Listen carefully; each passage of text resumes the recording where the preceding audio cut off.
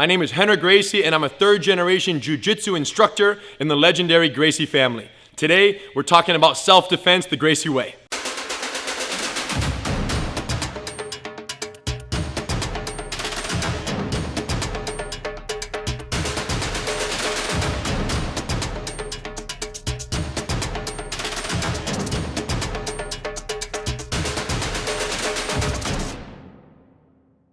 "99% of street fights are 100% avoidable." Think about it. The situation, someone comes up to you and says something to you, looks at you a certain way, acts a certain way, basically they act ridiculous, right? And they offend you. And if you only realize that the ignorant, uneducated comments or behavior of another person are not a reflection of you. Someone can say or call me whatever they want, and it has no reflection of me because they don't know me. This person is acting that way because of their own ignorance.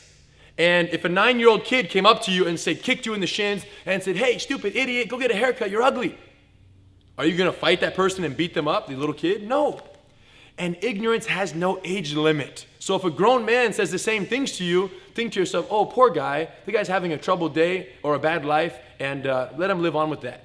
But to let that person offend you to the point where you actually fight them, you're giving them control over you.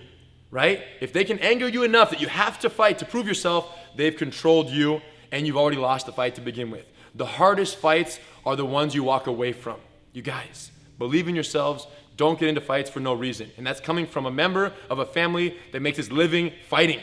And I'm telling you, there's no need to street fight anybody for any reason. Unless someone's getting beat up and you have to save someone's life, or someone rushes you and attacks you out of nowhere, all other fights are avoidable, especially if you minimize egos and alcohol. All right. For the 1% of fights that are totally unavoidable, I brought in my brother from another mother and Gracie Jiu-Jitsu black belt and one of the head instructors here at the Gracie Academy, Alex Stewart. Alex, we need to talk to them about distance management, because they have to understand that if they get into a fight against someone larger, it's not about beating the person up. And that's people's number one mistake in a fight, right? Normal martial arts, what do they teach you? You stand here in front of the person, fight like a man. I throw a punch, you throw a punch, I throw a punch, you throw a punch. Before you know it, someone goes down. The fight is won or lost, depending on who you are in the equation, and it's over. It doesn't make sense. If you're fighting someone twice your size, you don't want to stand in front of them and trade punches. It's the most inefficient way to fight someone, because as likely as you are to hit someone, you're equally likely to get hit in the process. So the Gracie philosophy, the Gracie way to approach the situation is to manage the distance and therefore manage the damage. Our idea is very simple. Green light, red light, green light. You want to be all the way out. If there's an altercation and a disagreement and someone is being angry or aggressive, even if it's a normal stance for now, you want to at least be 2 arm lengths away. Because from 2 arm lengths away, they cannot abruptly punch you and knock you out or kick you without some kind of forecast or warning of their behavior. So from this distance, I'm safe. We call this the green zone. Green zone. Now, this right here is the red zone. I'm within 1 arm length distance. If he strikes right now, I could get knocked out if he has the power behind it. And here's what's crazy. This is also a green zone, all the way in. So the idea is, let's say push comes to shove, someone says something, you get offended more than you should, the fight is on, and now your hands are up. The idea is, I want you guys to stay all the way out, safely out of range. And you're not trying to punch and get punched. You're trying to stay safely out of range. Now, what if this guy doesn't follow me? Then we don't fight. But if this person aggresses towards me, you have to protect your face and step in all the way to the clinch. So you want to go from green to green while minimizing the time in the red zone, minimizing the chance of a knockout punch. And in doing so, you want to make sure that you protect your face on the way in. Boom! So that if he lands on your arms and not on your chin. Because all it takes is 1 punch in the red zone and you're knocked out. So if you forget everything else, remember, all the way out or all the way in. Now once you're in this close range right here, yes, Alex can hit me. There's no doubt that he can hit me. But these are just flailing arms. These aren't knockout blows that come from the entire body with your hips and your core and your body weight and all that leverage. So once you're in the clinch, these flailing arms are the least of our concerns. And here, depending on the situation, multiple attackers, you would want to disengage and get out of here as quickly as possible. So from here, you would push out, boom, and the fight's over and you move out and you're gone. Now, If you're in this situation and you want to take the fight to the ground, very simple. From this clinch, this body control, I'm going to lower myself a level, control his hips, not his high armpits, come down, connect, lift him up a little bit, and fold him down. It's a body fold. I pick him up and I fold his torso. Once I off balance him, I come down into the most dominant position in the fight, the mount position.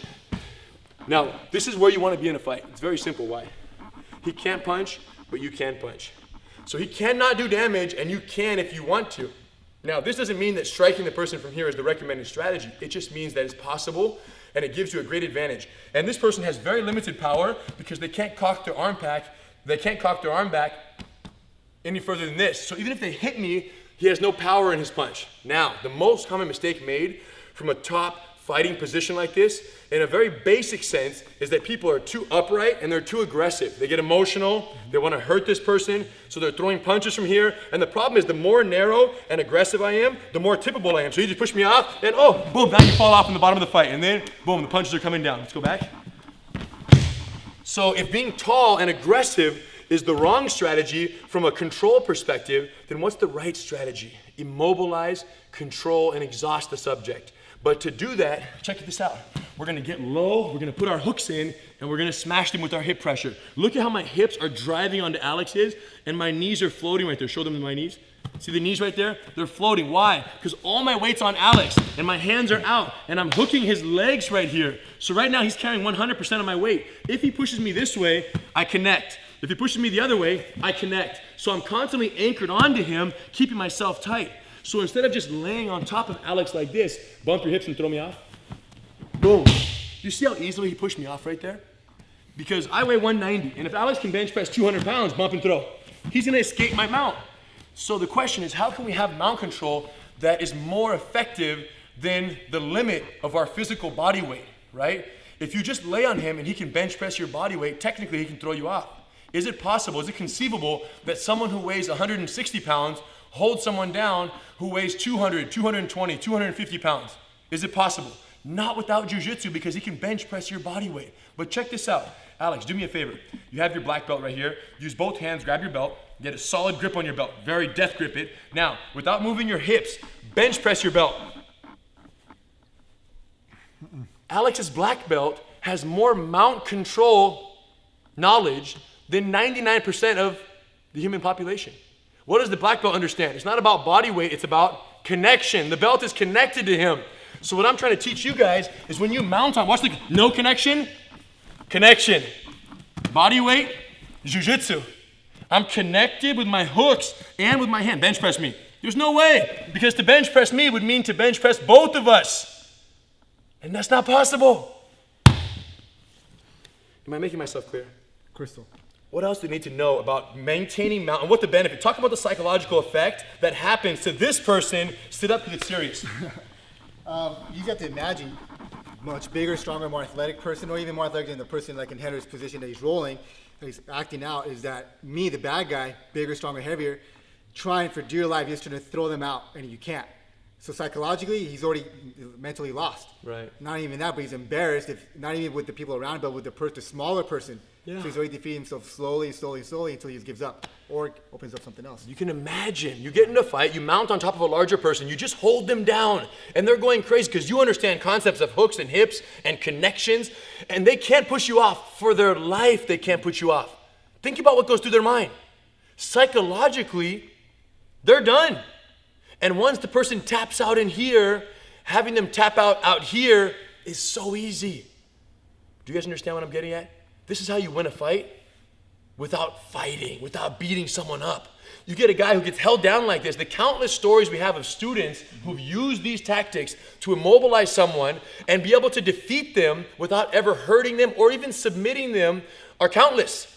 The big guy says, okay, I give up. Whatever you want. Police officers arrest the guy. They hold him down effectively with our techniques. I give up. I'm under arrest. You're cool. Whatever you want. They feel the control. And when someone feels that level of control, there's no need to fight. I always say it. If someone were to get into a fight with me or with Alex in a real street fight, that's the luckiest person in the world. Because we're not going to hurt them. We're going to tie them into a pretzel. We're going to make sure that they're safe and uninjured. And then when they cooperate, we're going to let them up, shake hands, and go have some watermelon juice.